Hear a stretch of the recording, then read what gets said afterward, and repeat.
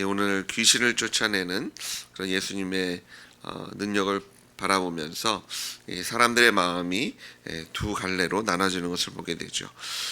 덜어는 예수님을 지지하고 하나님께서 참으로 이런 놀라운 일을 하시는구나 하는 사람들도 있었을 겁니다. 그런데 그 중에 덜어는 15절에 보니까 귀신의 왕 바알세불을 힘입어 귀신을 쫓아낸다. 이게 하나님께서 하시는 것이 아니라 귀신이 하는, 마귀가 하는 일이다. 마귀가 우리를 속이려고 서로 담합하고 짜서 우리를 현혹하고 있는 것 아니냐라고 이야기하는 것을 보게 됩니다. 이 마태복음의 이 평행 구절을 보시면 거기서는 어떤 사람들은 예수님께서 다윗의 자손이 아닌가라고 묻는 사람들도 있었습니다.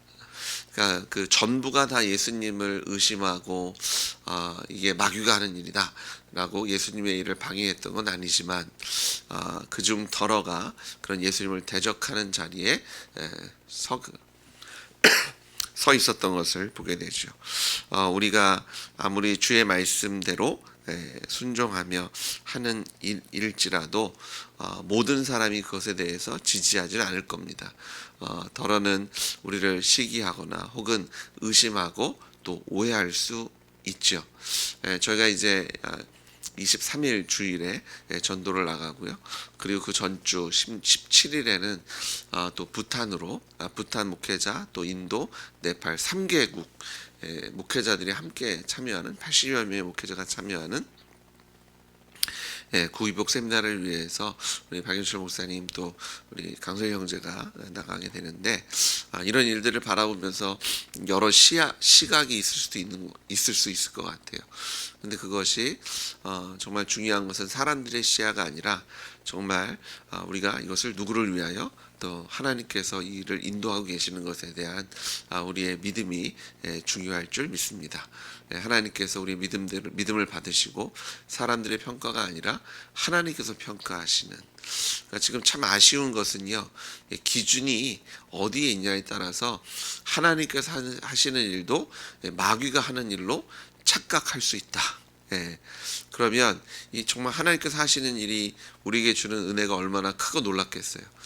근데 이것을 자신의 판단과 기준으로 잘못 이해하게 되면 은혜가 아니라 사실은 마음이 더 불편해지고요. 또 하나님의 평강을 누리는 것이 아니라 오히려 두려움과 답답함 속에 옥죄이는 그런 삶을 살아갈 수밖에 없는 것을 보게 됩니다. 믿음의 분별력이 그 어느 때보다 필요한 때입니다. 지금 일어나는 일들이 정말 하나님의 주권 안에서 어떤 의미로 일어나고 있는 것인지, 이것이 하나님께서 징계하시는 것인지 아니면 하나님께서 기뻐하셔서 우리에게 주시는 교훈이 있는 일인지, 이것을 믿음으로 분별하시는 여러분들이 주의로 축복합니다. 그러려면 기도하셔야 합니다.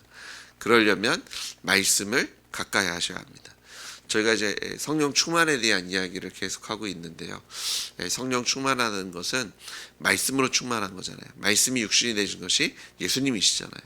예수님으로 충만해야 예수님의 영, 하나님의 영으로 또한 충만한 겁니다.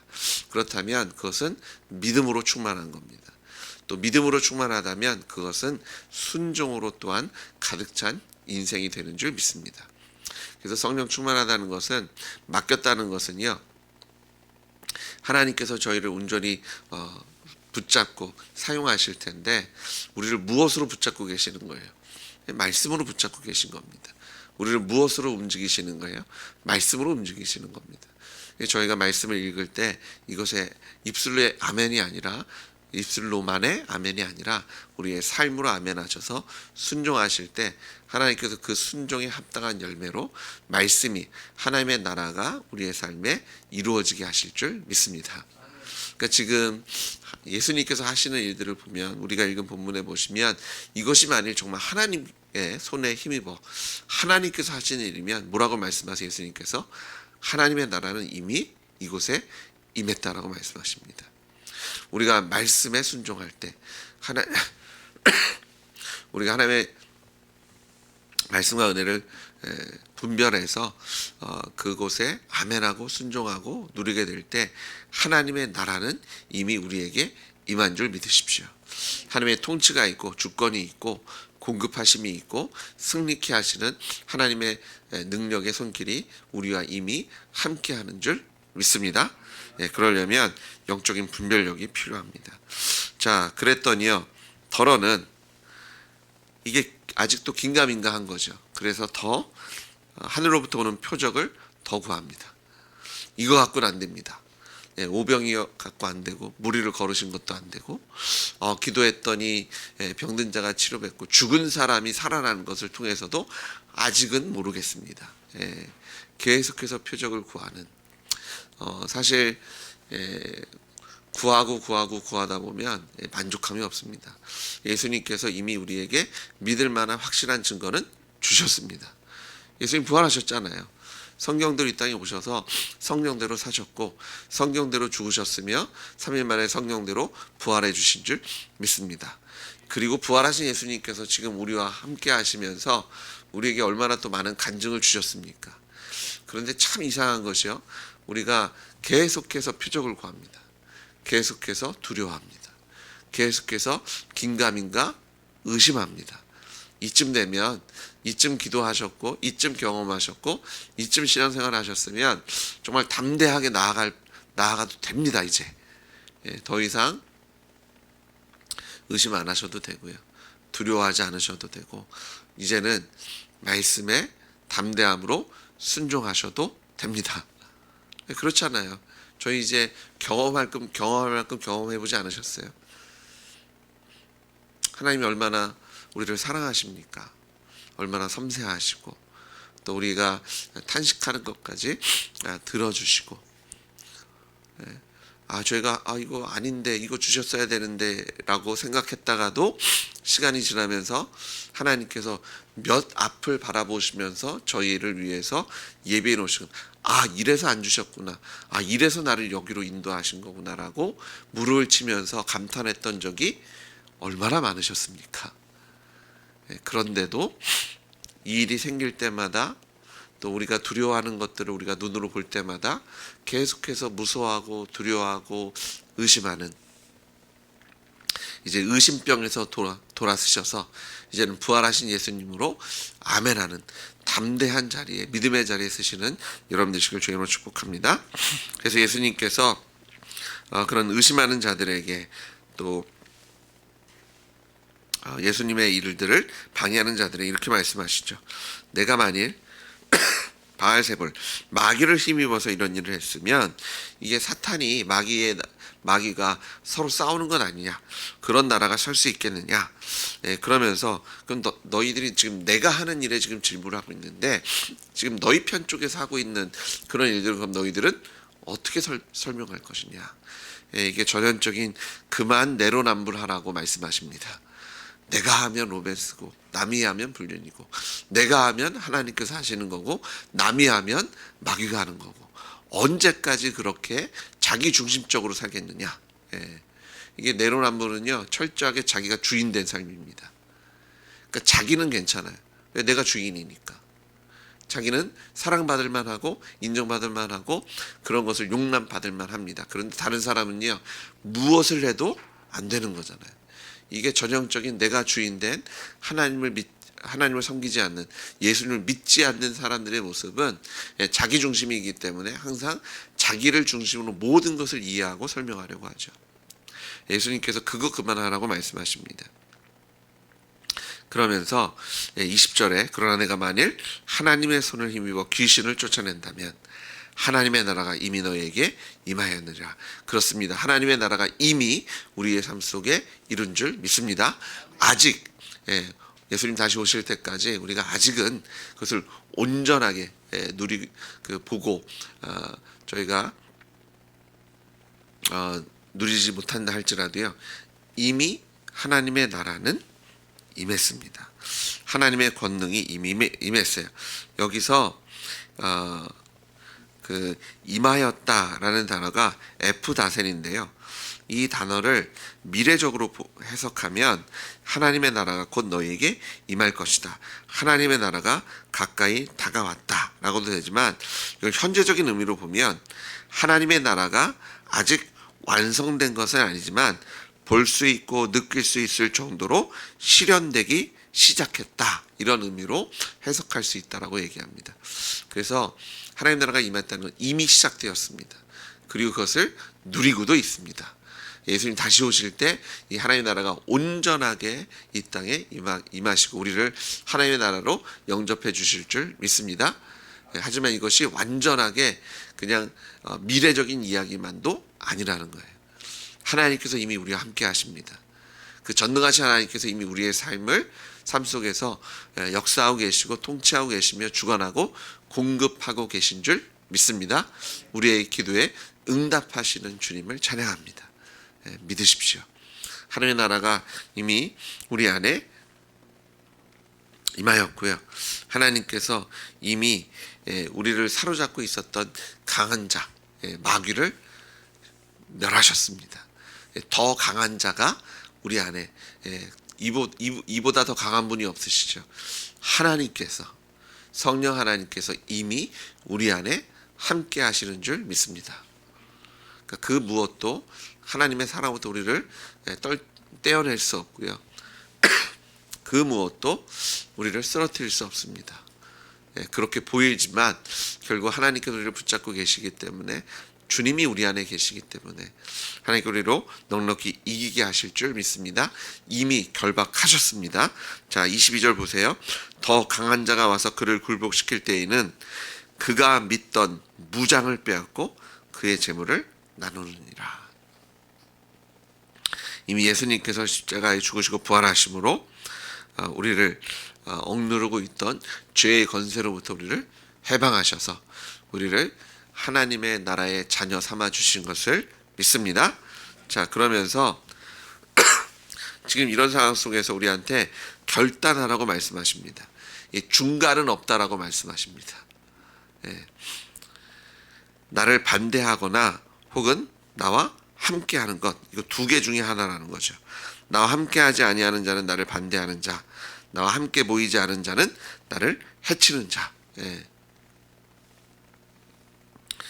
이 두 개 중에 어중뛰게 있지 말고 이미 선택해야 되고요. 선택했고요. 이미 우리가 하나님께 속한 자가 된 줄 믿습니다. 자, 그러면서 이렇게 말씀하십니다. 24절부터 26절에 보니까 어중간한 상태에 있는 것, 그것은 어중간한 상태가 될 수 없는 것이 잠깐 그런 죄나 사망으로부터 벗어난 듯한 모습을 보이지만, 이 어중간하게 예수님이 온전하게 주인 되시지 않으면 오히려 그 나중 상황이 더 안 좋아질 수 있다. 그 이유가 뭐냐면 잠깐 떠난 듯하지만 온전히 떠난 게 아니에요. 자, 왜 그걸 알 수 있냐면 24절에 보시면 다 저런 귀신이 나간 것 같잖아요. 근데 밖에 나가서 어디 가볼까 했는데 마땅한 자리가 없어요. 그랬더니 그 마귀가, 귀신이 뭐라고 얘기해요? 내가 나온 내 집으로 돌아갔겠다. 지금 마귀가 나온 듯하지만 그 빈자리는 아직도 마귀는 무슨 생각하고 있었던 거예요? 거기는 내 집이라고 생각하고 있었던 겁니다. 그러니까 이게 완전히 나온 게 아니에요. 그러니까 마귀들이 어떻게 보면 병을 고치는 것 같이 보이기도 하고 그런 일들이 일어나잖아요. 영적인 세계 안에서 그런 기적도 일어나는 것 같고, 근데 그게 완전히 치료된 것도 아니고 완전히 그런 억압에서 벗어난 것이 아니라 벗어난 듯 보이는 거죠. 마귀는요, 여기 아직도 내 집인 거예요. 그러면 그 빈자리를 어떻게 해야 되는 거예요? 아니야, 그 집은 이제 더 이상 너희 집이 아닌 것을 확인해 주려면 거기에 또 다른 새로운 그 집의 주인이 들어와야 되는 겁니다. 그냥 강한 자만 그냥 한번 조용해 이 정도 하고 끝나는 것이 아니라 완전히 쫓아내버려야 되는 거잖아요. 그럼 쫓아내버리면 이제 더 강한 자가 들어와서 무장 다 해체하고 이제 거기에 있는 것을 나눈다라고 얘기하잖아요. 그럼 재산권을 가져가고 거기에 주권을 가져가서 이제는 통치하고 다스리기 시작한다는 의미입니다. 그러면 귀신이 나아가는 후에 그 집에 새로운 주인이 들어오셔서 통치하셔야 된다는 거죠. 근데 그게 안 되면 나중에 여기 아직도 비어 있네. 혼자 들어오는 게 아니라 7 귀신을 더 가지고 들어가겠다는 겁니다. 그래서 그 나중이 전보다 더 심하게 어려워진다는 것을 말씀하고 계시죠. 중간에 자리에 쓸 수 없습니다. 어중뜨게 있을 수 없고요. 우리 예수님을 주인으로 영접했다는 것은 이미 주인이 바뀐 사실인 것을 믿으시는 여러분들 주의로 축복합니다. 근데 이게 안 되면 그 나중은 그 처음보다 더 안 좋아질 수밖에 없어요.